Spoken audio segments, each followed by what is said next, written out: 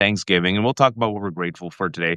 We have to talk about, of course, the chaos, the corruption, the cruelty, and the idiocy of living in the United States of America in 2025 when the world's oldest man who incited a violent insurrection was reelected because this dumbass, reckless, self destructive, amnesiac country was like, things aren't perfect. Should we give it to Kamala, a competent black woman, or this freak? And they're like, the freak. And this freak just did this post, Danielle. There's a lot to talk about today. A lot of Yep. breaking news. I literally right before I said, I was just researching. I'm like, surely it was slow today. Nope, not slow. Nope. Nope. He posted, what should we call a Republican who's for Trump? Trumpican, Republican. Trumpican, Trumpican, and then his dumbass son is like Trumpican, and I said Trumpican or Republican, it doesn't matter. They're all corrupt. They're all cruel, and they're all incompetent. Danielle, I'll give it to you. I mean, you got one job as president during the holiday season. It's to pardon a fucking turkey, take out a Christmas tree, wish the country well, say that you're grateful for hardworking, thoughtful Americans, et cetera, et cetera. And then we have a slow news cycle for the next few days. No, no, no. That's not the world that we live in. We gave up on that world, I guess, 10 years ago when we even entertained the idea of Donald Trump. And I think about this often because, my God, in 2015, Donald Trump should have never been entertained. Not Nope, one bit, not by mainstream corporate media. He should have never been legitimized, nope. right? He should have been looked at as a buffoon, as a fool, as a grifter, as everything that he is. But instead, America and their addiction to celebrity and to wealth and to whiteness and to power led them to this man that is the Frankenstein, right, of Supreme Court cases that failed this country, right? I look at 2000. Thank you so much, Supreme Court, for taking away that election from the American people. It's setting up the fact that, like, there's no accountability, et cetera, et cetera. But, you know, when you talk about these people as cruel, when you all often talk about Donald Trump as a Vulgarian, Yeah. I just think about what we've lost as a society, truly, right? Our ability to really have empathy, right? And I guess what I'm saying is during these times, these holiday seasons, the president of the United States, I never realized until we had this idiot, this awful, cruel, dumb man, that we need a model of leadership Mm, that actually the role of the first family, right, was to show the American people like care, compassion, all of these things. And when you are now looking at this, right, like this monstrosity, you can only know that it's going to be remodeled. Do you know what I'm saying? That people are going, young people look and they say to themselves, I did, and I'll stop this ramble in a moment. But no. like 2 years ago, my high school was honoring me, right? And they brought me back, put me in like their hall of honors for Oh, people that's awesome. who had exceeded in their industry. And I was super excited. I loved high school, and so it was great to go back.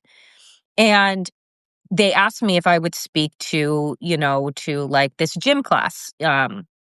So I went, and so here I am. I'm like, it was so weird, right? Because in my mind, I'm not that adult, but clearly in a room full of 15 and 16-year-olds, you are. And I asked some of them like what they were interested in being, right? Like, what do you're on the precipice of thinking about college, maybe trade school, blah, blah. What are you interested in? Do you know that a majority of them said influencers? Yep. And Yep. I could not even like I couldn't even shame them. I couldn't say like, "Oh, don't you want more?" Because what have we been feeding young people? You don't need to go to school. You don't need to pursue a degree. You don't need to pursue excellence. You need to pop off online, hopefully go viral. Brands will follow you. They'll give you money. You'll have like, and I'm telling you, and it was a sign of the times for me when I heard that response. And then also, what was their other thought? I don't, then half influences, the other half was just like, I don't care. I just need to make enough money to be able to take care of myself and my family. Yep. And I, you know, grew up in a middle class suburban neighborhood. And never before, not in my generation, if you were to ask a room full of kids, what they would never say just enough money to be able to have my family not struggle or to be influencers. I'm of the generation where it was like doctor, lawyer, engineer. But it's like, this is what we're modeling to kids. And then we're wondering why our society looks the way that it does and why Donald Trump is our president for the second time. I was thinking about this coincidentally yesterday, Danielle, because I was just thinking about school and looking at the polls, thinking about young people. I did give a talk in the Bay Area. And I was talking to a lot of these people in the Bay Area who are like our parents, immigrants who came here post 1965, worked incredibly hard, were incredibly smart, had to tolerate and endure so much racism, came to this country where this was not their first language, kicked ass in the second language, left behind their family, then brought their family, and then worked circles around Bubba, ran circles around him, and then could have gone even further if they were white, but nonetheless, still made it, and now are like, if you will, enjoying the fruits of that labor and that sacrifice and that risk as a senior citizen who's probably upper class, upper middle class, all right, in the Bay Area. And I was talking to them, and they on their own were like, man, things are changing. I'm looking at the polls and listening to these kids, and there's so much rage and anger. And the capitalism that we were taught, I don't think they care. I'm like, they don't care at all, and you can't Mm-mm. blame them. He goes, no, you're right, we can't. And I think this democratic socialism or something. I mean, these uncles who would have never. I say uncle out of respect, right? Much like Mamdani. If you're a person of color and you say uncle and auntie, that's just how we call our elders. So he was like, yeah, man, I think you're right. This capitalism and like, the billionaires and the Silicon Valley, us, what we've done. Yeah, these kids are, they're done with us. I'm like, they hate you. And he goes, they do? He goes, there's a rage. There's a simmering rage. I travel around the country and you can't blame them. And I showed the polls and I said, let's look, do you have faith in the future? No. No. Do you have faith in being educated? No. Do you have faith in an economic system? No. Do you have faith that you can retire? No. Do you have faith you could get married? No. Life expectancy's gone down. Kids, I call them kids, but they're in their 20s, are now on their parents' health insurance. Without that, they're dead, right? They're delaying marriage. Even if they're going to get married, they don't know because they can't afford it, right? So I was thinking about all this because I said this in a speech about how we need to go to reformation, not restoration. And I was telling the Bay Area, here it is, my hometown, and we have California, fourth largest economy, most populated state. Silicon Valley was supposed to do so good, but it pains me that my hometown has now created our modern day pharaohs. So I told them, now I've been in the Bay Area twice in the past month. I tell the California audience, it's up to you. You help produce this, you have to help counteract it, right? Like we have to do something different. And I was talking to my fellow Californians, and they were kind of sitting there processing it. But the reason why, it connects to what you were saying, I was thinking about this, and I was thinking about young people, and young people have said the same thing to me. I was thinking about my kids just recently. It's like, what Mhm. do you want to be when you grow up? You know what they say? One of two things: YouTube channel. I Yep. want to be a YouTube star, influencer. And I'm like, "Okay, that's a hobby." They're like, "No, no, Baba, like you can make a lot of money." I get my son, sweet kid. He goes, "I'll get a YouTube channel. I'll be talking about video games and sports, and then I could go viral. I'll go viral on TikTok. You could get a lot of money, Baba." And I'm like, my eye was like twitching. My left eye like, and then I was thinking about young girls in college. Mhm. Instead of going to college, they're dropping out of college and doing OnlyFans. And not all of them are doing super sexual stuff. Some of them are like doing dominatrix stuff where like they're dressed just like this, just belittling people. But like they're like, dude, I'm making six-figure salary. Why should I go to college? I can't afford college. By doing OnlyFans, I help subsidize my life. I take care of my family. I can afford things. So now we have a young generation Yep. looking at 10 years, and this is what people don't realize. Donald Trump has been in politics for 10 years, people. That means an entire generation has Yep. seen a Vulgarian, a corrupt criminal who can incite a violent insurrection, who can literally replace Fannie Willis with a complete fraudster. Literally, we have him dead to rights on the phone saying, find me the votes. Nobody gives a shit. Literally, we have him photos of him stealing classified documents from the White House. We still don't know what he's done with it. He was asked repeatedly by the FBI to give it back. He lied. People go to jail for that. Nothing happened to him. Convicted criminal. Nothing happened to him. He got reelected, partied with Epstein, 2 dozen credible accusations of sexual assault, held liable for assault, sexually assaulting, raping E. Jean Carroll, defaming her, liable for fraud. And this country said, you know what?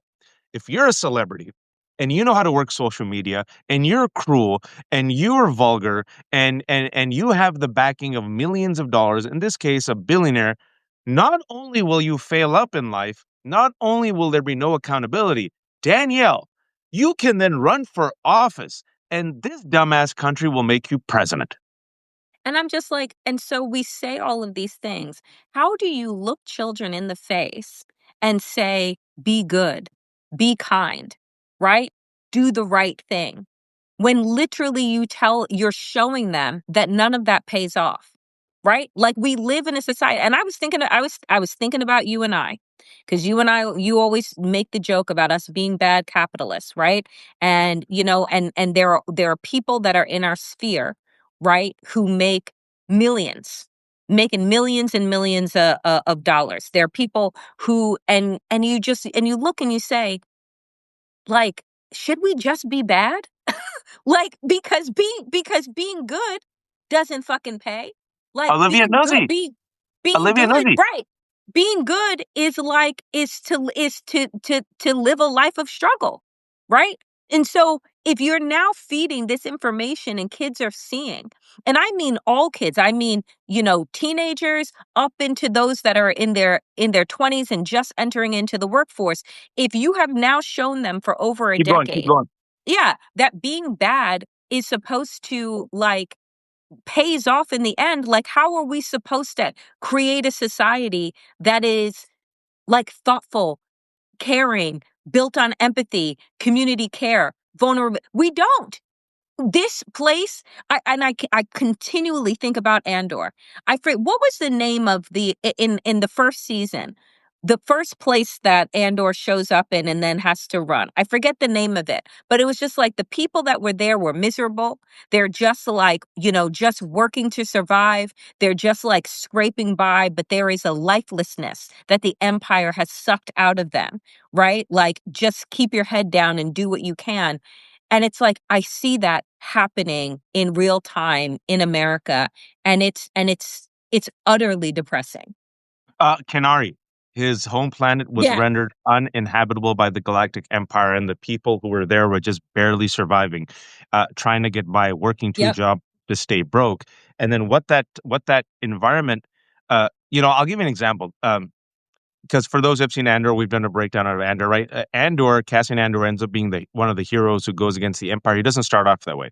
He starts off as a guy who's broken down by a lifetime of struggle, realizes it doesn't matter. The rich get richer, everyone gets poorer. So he So says, I'm just peace gonna out. get mine. Yeah, Yep. I'm going to get mine and peace out. And I fear this might happen to America. And I'll never forget. I Yep. think I've shared this once before, how this happens to societies and people. It was years ago. I think I was 31, 32. I was for work. I was going from Thailand to Pakistan. I'm in Thailand. I have family in Pakistan. I'm like, oh, on the way back home, I could stop over in Karachi, Pakistan to see my family. It's a cheap trip, right? So we're in Bangkok airport. International airport. And it's late at night and I'm seeing people and you see your own people. You're like, oh, brown people. Right. So I see like a bunch of brown guys around. I'm like, oh, I clock it. I'm like, a lot of brown guys. I think we're probably all going to that one gate, the gate that goes to Karachi. And I remember everyone's behaving. All right, Danielle, everyone's fine. Something fascinating happened. Right as soon as we, excuse me, got to the Karachi gate, right? It was like this invisible barrier. So we cross over, all of us are behaving, all of us are civil, all of us know how to behave and treat each other because I just saw us doing it in the international airport. As soon as we crossed the invisible line and went to the Karachi gate, and as soon as the attendant went click. She didn't even say anything. You know how they said now boarding A, B. She just went click. As soon as they heard the click, you know what happened, Danielle? Bum Every rush. bum rush. Everyone, and you could just see the look of like slow motion fear in her eyes. She was like, and then she just like threw the threw the thing away and just like whatever. Like it was just, and then I saw in the plane. We land the plane is taxiing right to the gate. And you know how they usually say, everyone, please sit down. And, we're going to, as soon as the plane landed, bum rush. Everyone got up, got their luggage. No one gave an F. Everyone elbowed each other out. Now, some might see this, Danielle, and say, look at these Pakistanis. They are genetically incapable of civilization. They are incapable of following orders. That's not true. I just saw us follow orders. I saw us acting civil. The reason why that happened has always stuck with me is this is what happens when you live in a society and you realize I'm on my own. Yep. Nobody's going to help me. Uh, the government doesn't care. Law enforcement's corrupt. My neighbors looking out for themselves. And what's the point of me being, wait for it, Trump says this, a sucker who follows the rules? Now, my uncle, who super smart, like, super educated nerd like my mom, went to MIT, Danielle, came back to Pakistan to help the country. All right. Mm. My uncle is the only one in Karachi. When the light turns red, stops. And then we always joke, we're like, why? He goes, because one person has to do the right thing. But everyone else is like, doesn't give a shit, right? So I see that it's been with me because I've gone to Pakistan many, many times, right? People are capable, generosity, kindness, following Right. the rule, order. Right. But if you have no faith that your Yes. decency will be rewarded, and then you're like, well, everyone's out for themselves. I got to get mine. And this is the Trumpian mindset, the Yep. Trumpican. I got to get mine. I'm going to drink my milkshake. I'm going to drink your milkshake. What you going to do about it? Might becomes right. When you're in power, they let you do it. They even let you grab you by the pee. You can even rape girls. You can even do shady business deals with Israel and Russia. Nobody cares. I don't pay my taxes. Why should you? I don't feel any shame. You're a sucker for paying taxes. What happens when you live in a shameless society? And, Mehdi and I have talked about this a Shameless. lot. Yep. Mehdi and I talk about this. We talked about it on his show. We talked about it in private. When we're going up against Trumps and Trump Republicans, especially in the past 10 years, Danielle, how do you shame shameless people? You can't. You can't. But what happens when you create a society of shameless people, right? Like what happens to our humanity? And that's the thing that we're witnessing right now is that it has been 10 plus years of erosion. But I would argue too, Waj, that like Trump is the prime avatar of this, but America is built on this false sense of rugged individualism, of I get mine, of this idea that if you are super wealthy, it's not because you've extracted and exploited people, it's because you're a genius. But if you are poor, it's because you are a personal failure, right? Oh, yeah. Like we have created this idea, this false sense of like what success is, what, should be valued, and the values now are so in the gutter that like I honestly believe that we've lost generations, and I'm like, what does it look like to live inside of a society that is absolutely shameless? What does it look like to live in a society of inauthentic influencers who are just like, hawking bullshit? Right, in order to like make their 15 cents. And so I am deeply like, aside from everything else that we see, like what does it mean now, right? Go back to Georgia. We all heard the fucking phone call. We all know what Donald Trump did. It was so fucking in your face and obvious. Like, you don't need to be a constitutional scholar in order to be able to see that the law was broken. And now, right, the case is thrown out. So, what sentiments does that send back to the rest of us in society? What's the purpose of running a good, upstanding campaign? Shouldn't everybody now just be out there trying to hustle, trying to break the system, trying to, bend it to its will? Like, what's the point of actually trying to get constituents on your side when you can just make a phone call and get the fucking votes that you need? Like, this is what we've set up. And so, like, what does America look like 5 years from now, 10 years from now? I'm actually afraid to know. Yeah, strictly Christo. It's a giant Ponzi scheme that promotes whiteness. That's right. That's a very good way of putting it. If you really think about it, this is how it's always been. And I know people hate talking about racism. James Carville was almost there. So I got in a little trouble. Not really trouble, but it's social media, Daniel. No good intention is gone unpunished in social media. So I saw this viral picture, quote graph of a section of James Carville's NYT article, right? So I was on the plane coming back from the Bay 2 days ago. And I'm like, what? Is this James Carville? And someone I trust, a couple people I trust, said, James Carville wrote this in the New York Times. And it was the economic populist argument. He came out with this article 2 days ago in the New York Times. So I'm like, holy crap, the 900-year-old crypt keeper finally gets it. And the reason why I shared it is because they don't listen to you and me. They listen to James Carville, okay?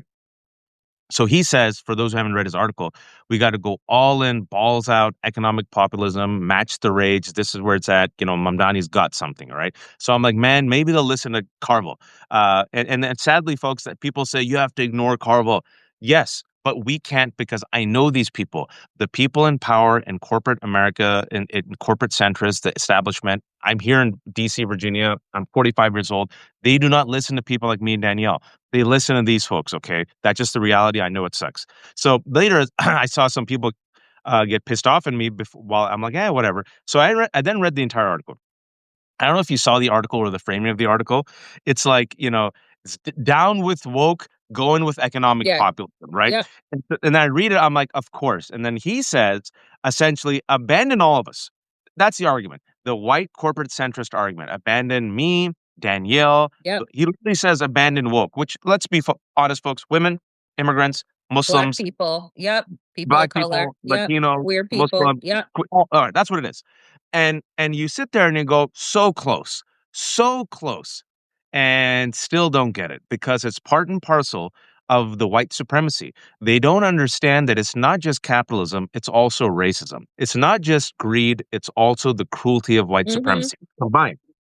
And the reason why I mention that is you will never get that reform until you tackle both. And Mamdani and Obama, the reason why I think in part they were so successful, folks, is they couldn't just go with the white progressive economic populist angle. And a lot of white progressives are like, so like, just stop the woke shit. I'm like, you're white.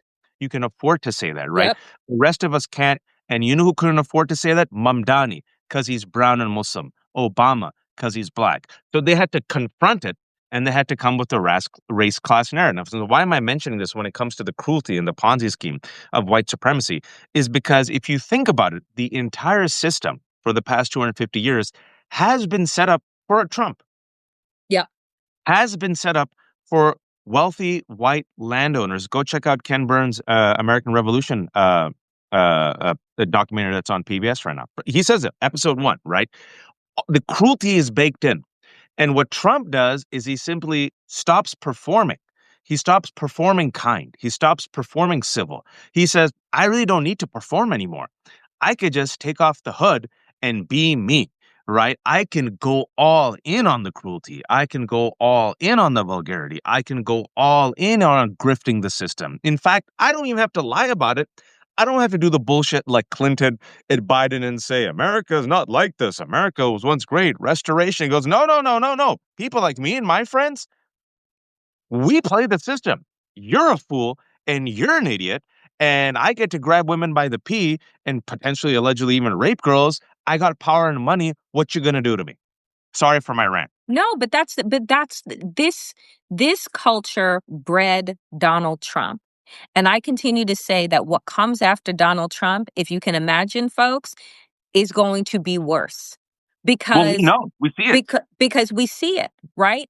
Because what has Donald Trump taught America? You're white, you're wealthy, you're powerful, you can do whatever you want.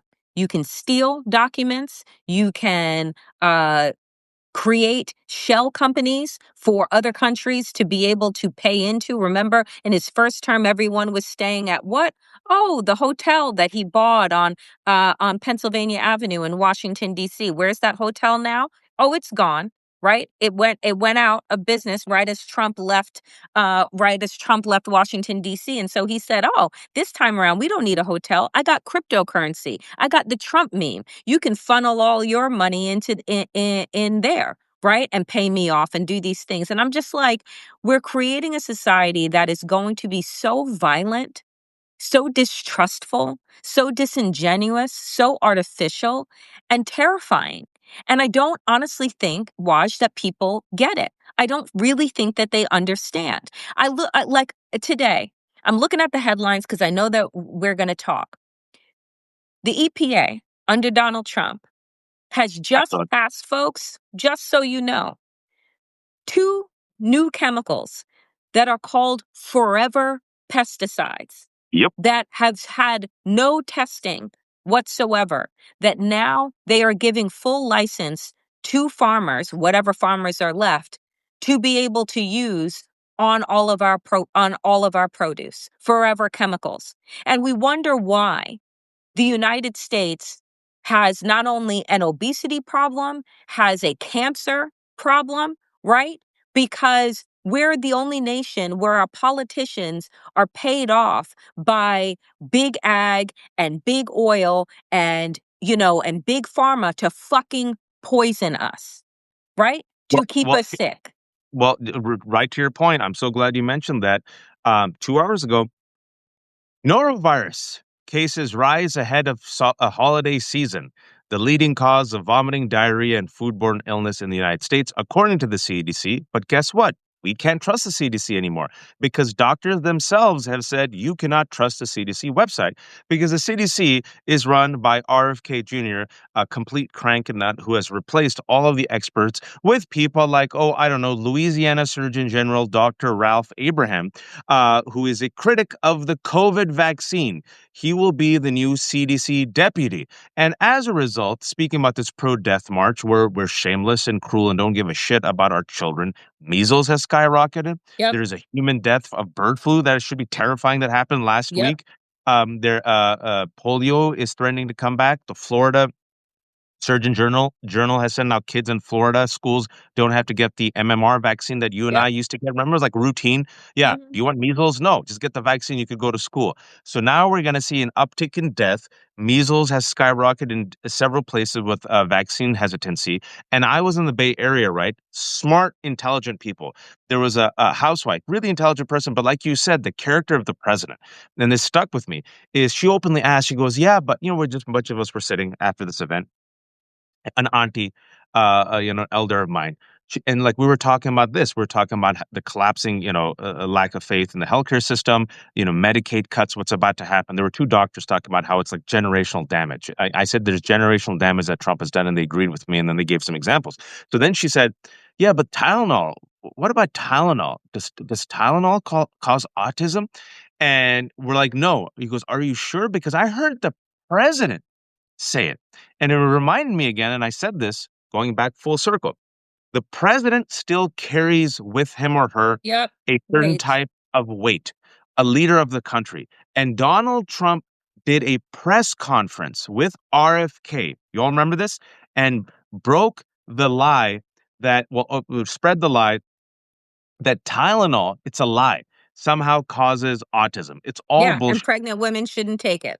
Yeah. And so people who don't know any better are like, well, if there wasn't a there, why would the president of the United States come out and actually say this? And I heard some doctors say, and that's all it takes, that little whisper.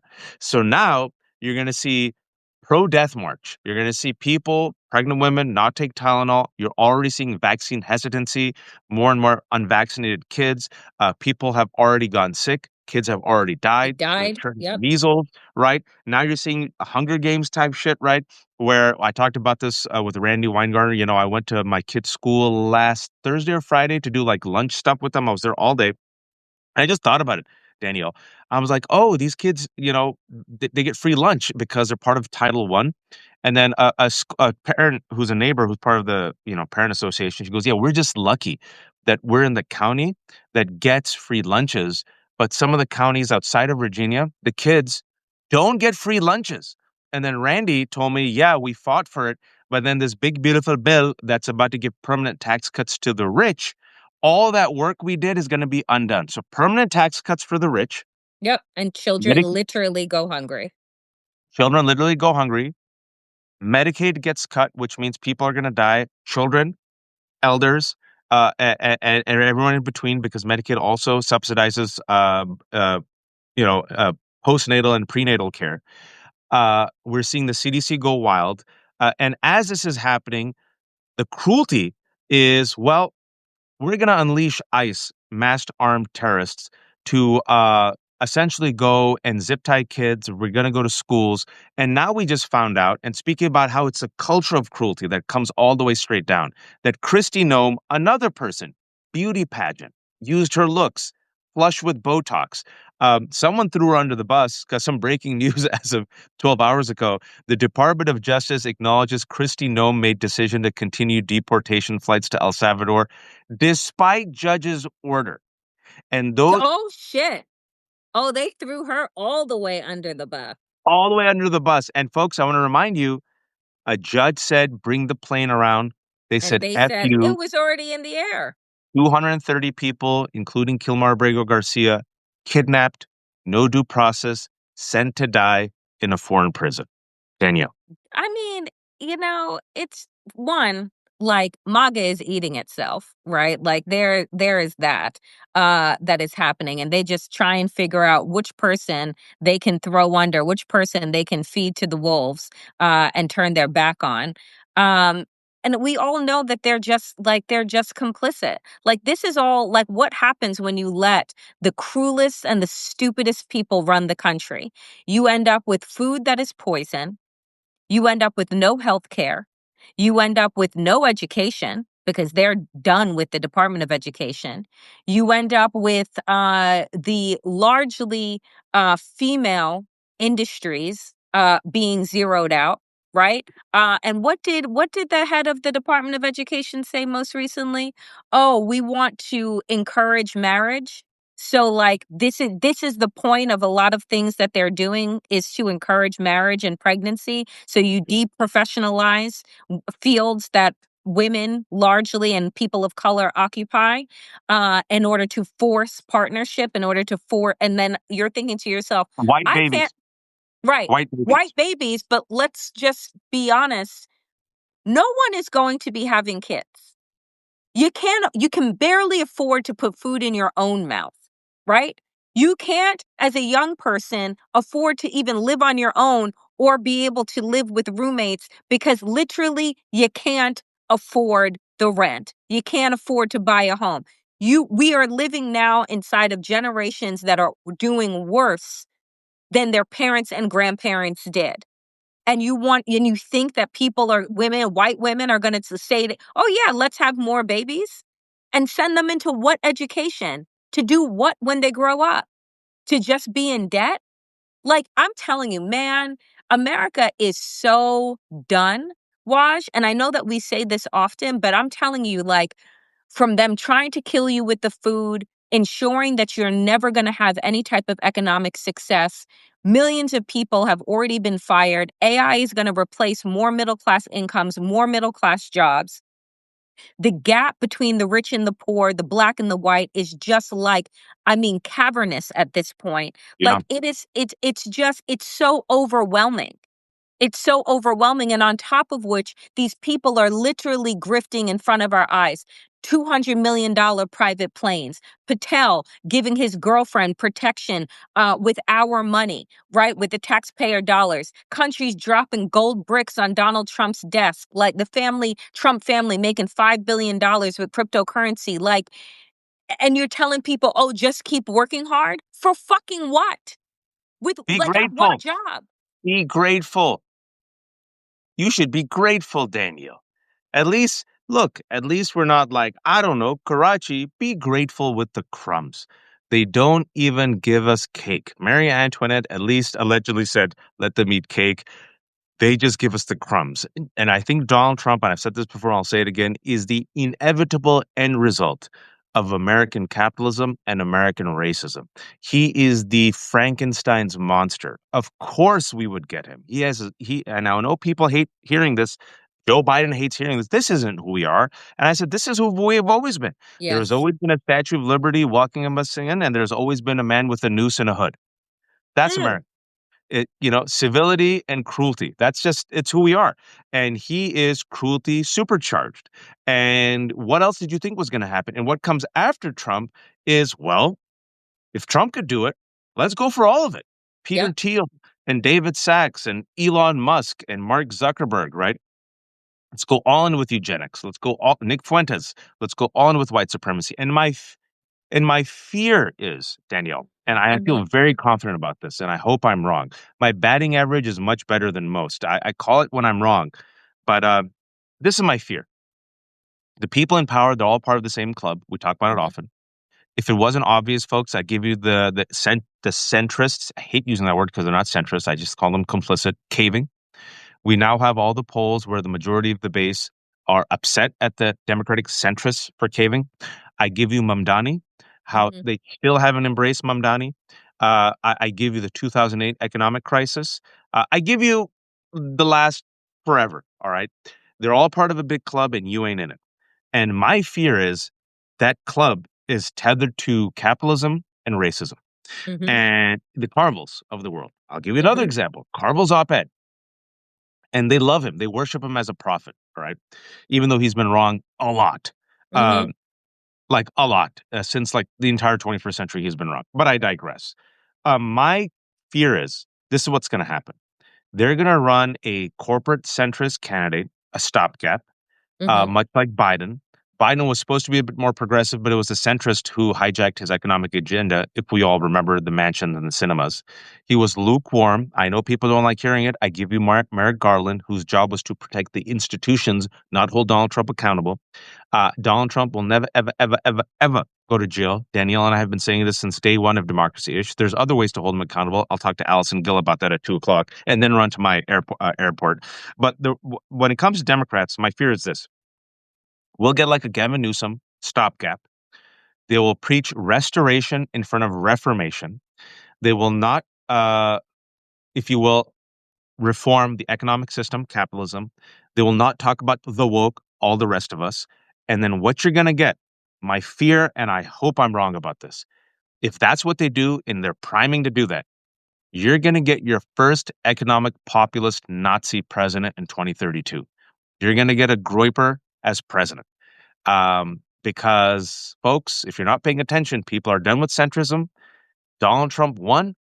If it wasn't for COVID, he probably would have won in 2020. People want to undo the system, and if they choose restoration instead of reformation, you'd get a Cuomo instead of a Mamdani. And people are like, that can't happen, Waj. You're crazy. A Nazi president. You're an idiot. Whatever. You're just so silly.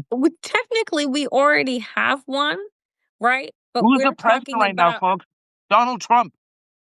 yeah, like we already have one that believes wholeheartedly in white nationalism, that believes wholeheartedly in eugenics, right? And so you're just talking about someone being even more overt than Donald Trump is, right? Like a Nick Fuentes who will say that the Holocaust didn't happen and these things, don't exist and like blah, blah, blah.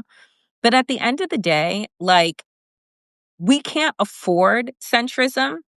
And I don't think that they get it because one, I know that Gavin Newsom has been playing this game all year, right? We watched him at the beginning of the year entertain Charlie Kirk, entertain Steve Bannon, You and I keep entertain these repeat. voices. We watched him throw trans people under the bus. We watched him do these varied moves to try and court right wing MAGA, right? To see, oh, he's not so bad, right? Look at him. He's open to conversations, right? I'm telling, and then now, right? Fast forward to now where he says, that anti woke is just anti blackness. Like that's what it is, right? Because again, opportunist. He sees where the wind is blowing and he still wants to be in the game. You had fucking Cory Booker in an interview talk about he knows how to talk to young people. I'm sorry, what, Cory Booker? Like, you haven't been young in 20 years, right? Like, You've been in office for 20 years, haven't you? You're part of the he's system. been in office for 20 years and he's talking about the fact why? Because you and Hakeem Jeffries can trade like biggie bars and think that that's like being down with the kids of this generation. Like, no, you're a corporate shill and a sellout just like everybody else is, right? You just are not 85 years old. So, in comparison to Grassley, who's decided to, run at the age of 95, Cory Booker still thinks like, oh, I'm young. Like that's the distortion that happens when you have octogenarians still running the show, right? Is that somebody that's that somebody that's in their 50s seems young. I'm cool. I'm hip. Folks, we need intense reformation, not restoration. I was thinking about this, as we end on a hopeful note, a Thanksgiving note, I was thinking about this. It's you need to you need people to come in and help us, Danielle, imagine a better future. And I always say for writers, for those in culture, I am a writer. I start off as a writer. I wrote a play, I wrote short stories. Before my time is up, I don't know. I'm an old man. I would like to go back and write novels and, do all that stuff. But writing, and cultural workers, we're in the inshallah business. I always say let's imagine we're in the what if business. And we're like, what happens if there's a female president? What happens if there's a black president? What happens if there might be a Muslim president? And what we do is we seed the ground and we plant that fertile seed in your mind. Oh yeah, maybe black people can be free. Maybe women can vote. Maybe children don't have to be laboring. Maybe they could go to free affordable school. Maybe we could have affordable education. Maybe we could have paid parental leave. Maybe our presidents don't have to be grifters. Maybe billionaires pay taxes, right? And I believe in the inshallah business and what Mamdani did, right? And I don't worship him. He's a man. He will make mistakes. I don't worship any politicians. He made people imagine, you know, Yeah. we don't have to live like this. Why don't we Yep. have buses? And people are like, you can't. And look what America says. You can't even imagine that. You say that out loud, you're a communist. How dare you? Work hard and die. Work hard, make me money, and die, peasant. And people are like, yeah, free buses, affordable housing.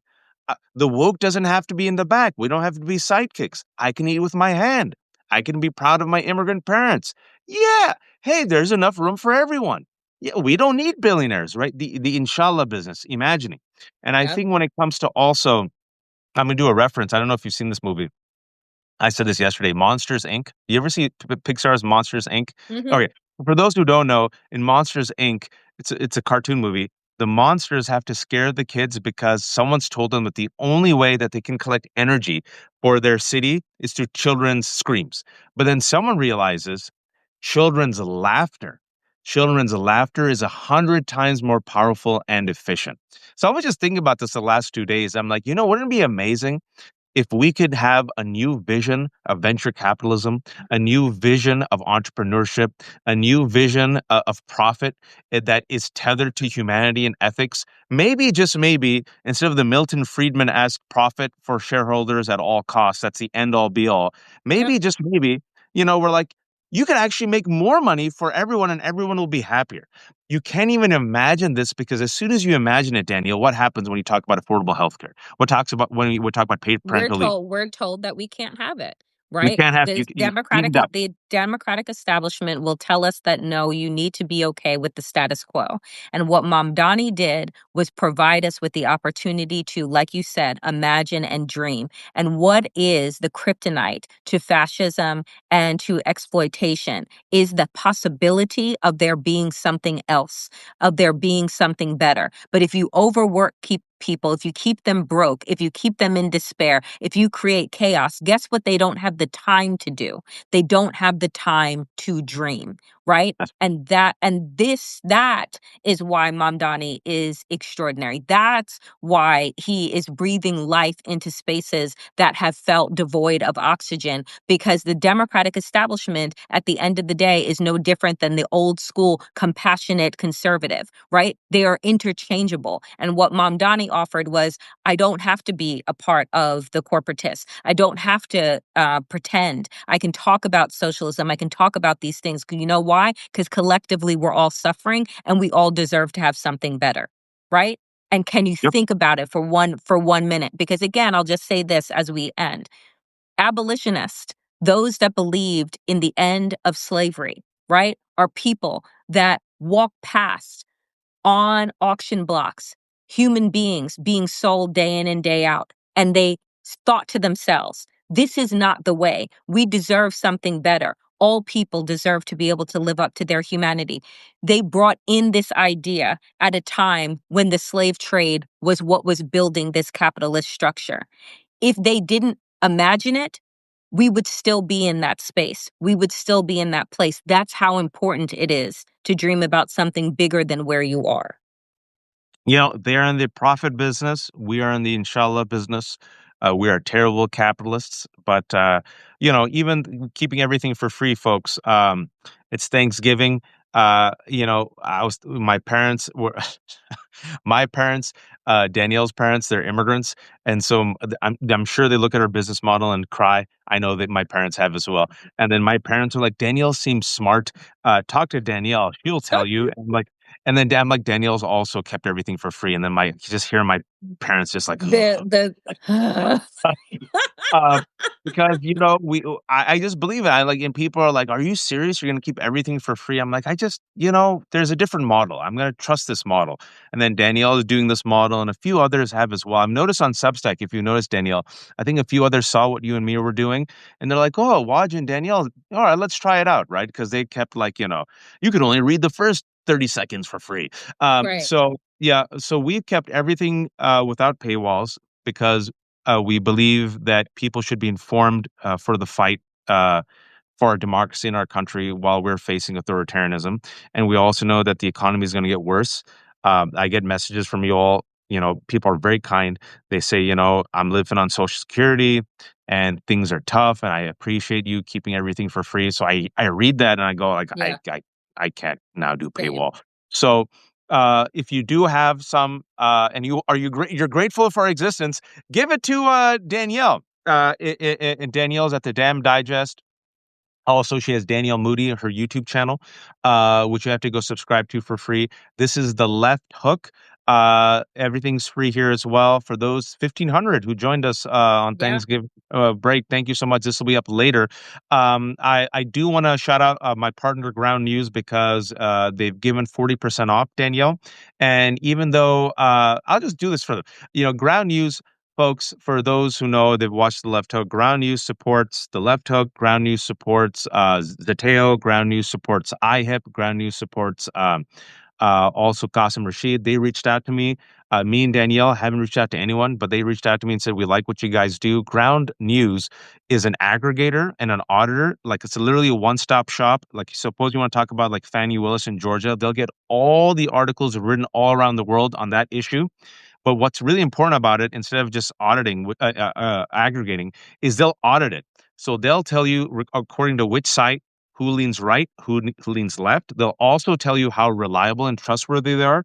And then finally, they'll tell you the ownership of the outlet, who owns them. And then they have this fantastic, I think it's really good, resource called Blind Spot, where you literally get to see what the right wing is covering versus the left wing, Danielle. And it's just Oh, like, that's cool. yeah, yeah. And it's like, oh, as everyone's talking about the terrible economy, Fox News is talking about transgender kids. So Ground News it has come on officially as a partner with the Left Hook and sponsors us. I don't get any money from what I'm about to do. They've given you all 40% off. Anyone who's Danielle's watching from Danielle's uh, uh, Damn Digest or watching right now or the internets, I just put it up right there. Ground News. It's groundnews.com/left hook, 40% off. I don't get money from it, but it's 40% off for all of you. Go check it out and let me know what you all think. And then also, Daniel, tomorrow's Thanksgiving. What are you most grateful and thankful for? You know what? I am gonna say, which I said earlier, I am grateful and thankful for you, Waj. To be Oh, no, seriously, to be honest, like, we have been doing this work for together for several years now, and we don't wow. make It's it right, like we 3 years. it's more than 3 years. We've been doing this work together for a long time. We don't make any money from it. And we still show up every day, and you still show up, to do democracy-ish with me, and honestly, you have given me so much joy, insight, and I'm grateful for you, and I'm grateful for the work that you do. I appreciate that. I'm not good with compliments, so I'll try to respond. I am grateful for Danielle. Danielle invited me. For those who don't know our origin story, real quick before I let her go, Danielle was co-hosting Democracy Ish with Toure, and Toure is like super famous. And she's like, "Hey, Toure's out. Can you step in?" And I thought, whatever. People like, go on vacation. So I step in once, I step in twice, I step in three times. And then Danielle said, okay, so I have to confess secretly, I was auditioning new new co-hosts, and you were at the top of my list. And I just had a spidey sense. I had a feeling that you and I would get along, and I knew it. And the audience really likes our vibe and together. So you want to just come on for Democracy Ish? We have no money, but it'll be fun. And so I'm like, we Like, could but it'll probably be try to, fun. yeah, we could try to build something. So I said, okay. And I thought, I don't know, it would last a year, and then Daniel will get sick of me at like 2 years. I think it's been like 3.5 years. So, and then I got into Substack, and I'm like, Daniel, you have to come on Substack. And Daniel's like, really? People are on Substack? I'm like, I swear. She goes, but I'm also on YouTube. He goes, don't worry. The audience grows. So then the Damn Digest started, the Left Yep. Hook started, and then she's on YouTube with Danielle Moody. And so a lot of people say, well, Danielle, is she Muslim? I'm like, no. I'm like, is she South Asian? I'm like, no. Is she straight? I'm like, no. I didn't Yep. even know she was queer. No. And she's a she. I'm like, yep. So like, how do you guys get along? I'm like, yeah, we just do. We see the world. We have similar values. Yeah. And I was thinking about this while we work. While I was randomly, I was like, oh, Danielle fills in a lot of my blind spots. And we look at certain things around the same core values, but then she gives an angle that I didn't see. And I feel like it's made my world more expansive. And hopefully I've become a better person and more empathetic as a result of knowing Danielle and also this community that we built. So I'm also grateful for Danielle for being a very kind and generous partner and co-host, and also the people who tune in all the time. We've built out the Democracy Ish, and some of you have come from Left Hook, some of you come from Damn Digest, but we've built it out for 3.5 years, like no corporate money. We we don't have any pitch deck. I haven't slept with anyone outside of my wife to try to get it, You're right. But we keep it going. So I really appreciate the fact that we have a really kind, generous, smart, informed audience. And Yes. a lot of people, last thing I'll say, a lot of people might think, oh, you're all just wokies and progressives and flaming leftists. A lot of people who listen to us, I'm most so pleasantly surprised. They're like, no, man, I'm an old white woman. I marched. Yep. I'm a senior. Yep. I'm learning. So thank you all, and thank you all for joining us on this ride. And I'm also thankful for my wife and my kids. I realize, Danielle, even though there's corruption and cruelty and racism, there's still a lot of good in this world. I look at Yep. my family and my kids, and I see there's a lot of good people who are still willing to fight. And I see that in you, and I see that in our community. And I feel like, Danielle, there's more of us than there are of them. And I we just agree. have to activate them and inspire them. And it's our job to be the inshallah business and hopefully help them imagine a better future, that the rest of us, inshallah, we can walk that path. Final word to you. Amen. No, amen. That was absolutely perfect. I'm grateful for this community. I'm grateful for my friends and family that when I say every week that I'm just going to give this up and go get a normal job, that they all tell me, no, that your voice is needed and keep going, even when you feel like you don't want to. So I'm grateful for the people that show up for us on a regular basis. So I wish all of you who are celebrating a peaceful and joyful Thanksgiving. I hope that you get some rest. I hope that for my co-host that he gets some rest, maybe takes care of himself over the next couple of days. Probs not. But folks, we will stay in touch with you on whether or not we can do Democracy-ish on Friday. Waj maybe in Orlando. Maybe. Fine, yeah. Yeah, but I'll tell you on we Tuesday. yeah, but we will we'll stay connected. We appreciate all of you. Let me put it this way.